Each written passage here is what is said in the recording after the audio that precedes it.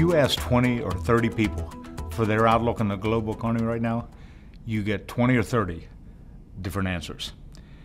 So I am not going to try to give an outlook on the global economy.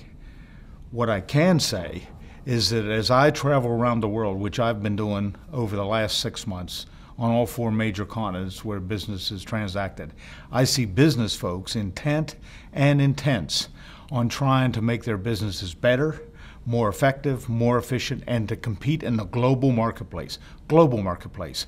Some are growing faster than others. Some are struggling on their way back.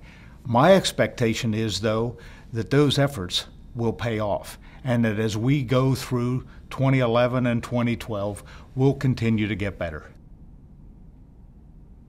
I think it is positive. I think folks are focused on the new technologies and what can be done with those technologies. It's an interconnected world. It's a global world. It's a global business environment. And we need to understand and accept that and compete in that marketplace.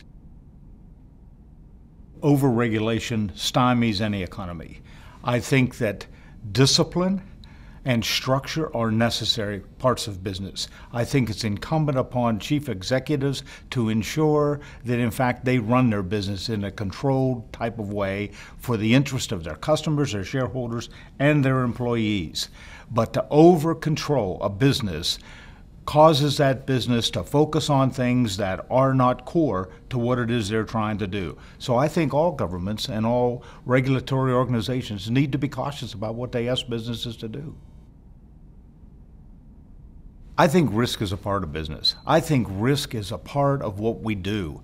It's a necessary condition for us to excel and for us to succeed. And I think economies and businesses around the world accept that risk. They attack that risk and they put in place the systems they need and the organizations they need to compete in that environment. Frankly, that's where I think a lot of the exhilaration that organizations experience comes from.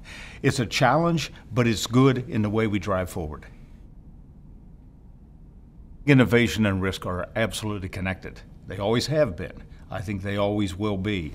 And I think that businesses and economies that approach it that way, that understand that the two are connected, but to put things in place that are required to control what you're doing are a necessary part of the way we challenge the economy, the way we challenge our competitors, and the success we're able to build in the things that we do. I've been in business now 45 years. I've been trained and guided that good executives take the best advantage they can of all the resources they have. Their facilities, especially their people, to use them in the most efficient, most productive way they can. It is the way to run a business and to drive a business and to grow a business.